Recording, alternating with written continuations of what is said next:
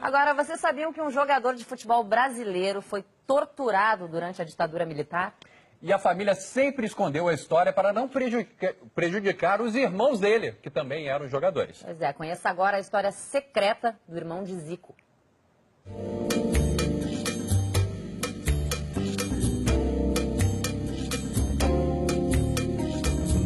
Esta casa na rua Lucinda Barbosa, número 7, em Quintino Bocaiúva, bairro da Zona Norte do Rio de Janeiro, já apareceu em muitas reportagens.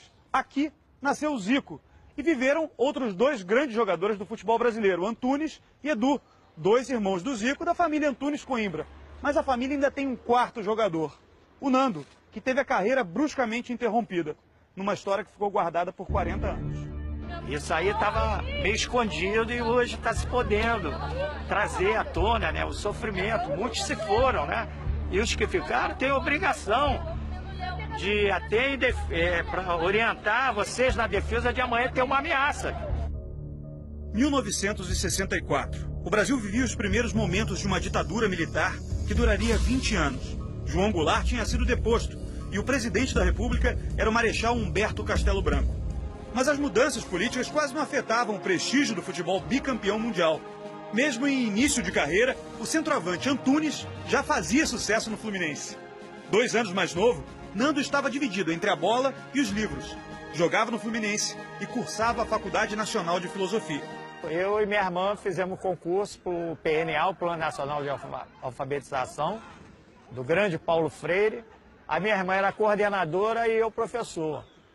Mas foi muito rápido, né? Porque entrou a ditadura, foi o primeiro ato no Rio deles, se não me falha a memória, foi extinguir o PNA e considerar todos subversivos, né? Aí quando o Nando fala da Faculdade de Filosofia, foi por conta disso, né? A Faculdade Nacional de Filosofia era a antiga Universidade do Brasil, que hoje é o UFRJ, era um celeiro de pessoas que desenvolviam ideias, como eles perseguiram artistas, intelectuais de uma maneira geral. Mas Nando fugia à regra dos intelectuais da época. Apesar da formação, era muito mais um jogador de futebol. Eu era mais driblador, né? Eles muito mais habilidosos, né? Outro tipo de jogo. Era bom? Pô. É? Marcar com ele só na mão. Você Muito jogava difícil. mais atrás, né? E o canhoto é mais difícil. Quando o canhoto é habilidoso, é uma tristeza. Não é brincadeira marcar o canhoto habilidoso, não. Era um jogador que tinha uma ótima perna esquerda, de uma boa habilidade. E gostava de driblar. Ele gostava de driblar, gostava de ir para cima. A gente brincava muito com ele, porque tinha vezes que ele jogava e ele falava, pô, driblei pra caramba, deu um show. Quanto foi? 6-0 adversário. Mas não importa, eu dei um show. Peguei a bola, brinquei. Nando viveu os melhores momentos da carreira no Ceará, em 68. É o meu segundo clube, é uma paixão que eu tenho. Aliás, estou até aqui com a camisa, ó, cobrindo o coração aqui. Ceará. E ali, Nando poderia ter ficado. A transferência para o Belenenses de Portugal expôs o problema que acabaria com a carreira dele. Nando vinha sendo vigiado pela ditadura militar brasileira desde os tempos da Faculdade de Filosofia. E a proximidade com a prima Cecília Coimbra, ex-colaboradora do Movimento Revolucionário 8 de Outubro e hoje presidente do Grupo Tortura Nunca Mais, fez dele um inimigo em potencial do governo. Poucos meses depois de chegar a Portugal, Nando foi dispensado, não por um treinador ou por um dirigente, mas pela Polícia Internacional e de Defesa do Estado da ditadura de Antônio de Oliveira Salazar. Chegaram já demonstrando que eles queriam falar comigo, não era nada de futebol. E eles falaram que tinham muita informação de outras atividades minhas no Brasil. Pô, aí eu gelei, né? Aí já veio na cabeça, né? O filme já passou.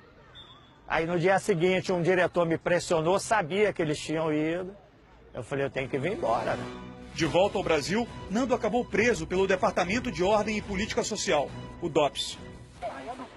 E passamos 2 noites, 2 dias, com a cara na parede, com a mão na cabeça.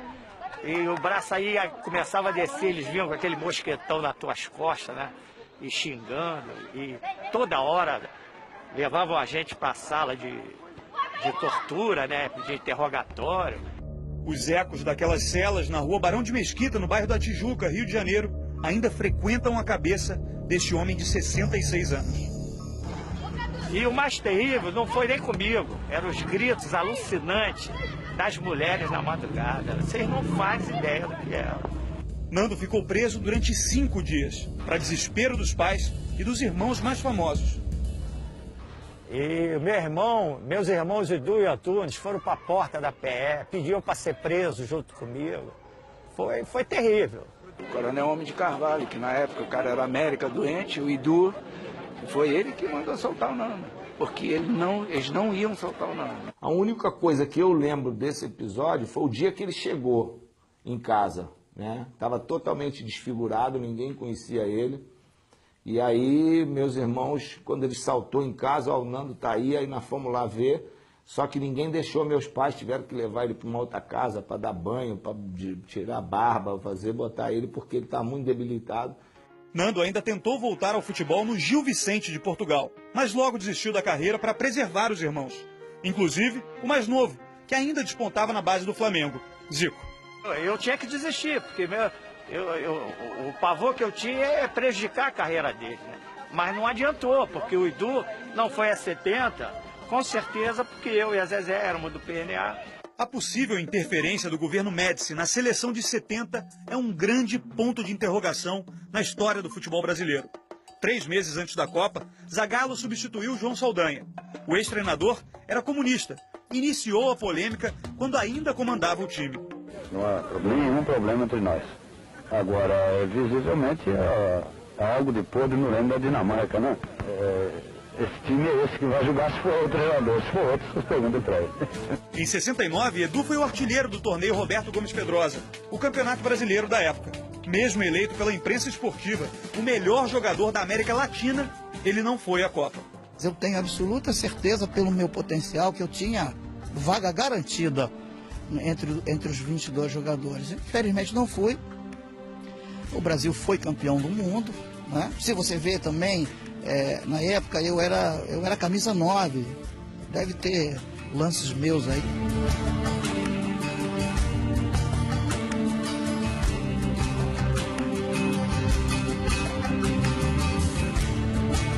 O Zico foi cortado porque eu fui preso na Olimpíada.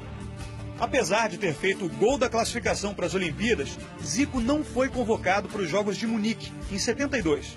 Eu sempre botei na minha cabeça que eu fui sacado por causa do futebol, não por causa desses problemas políticos e tal. Que realmente todo mundo que comandava é todo mundo ali do Exército, da Escola de Educação Física e tal. E era o que mandava na época, né?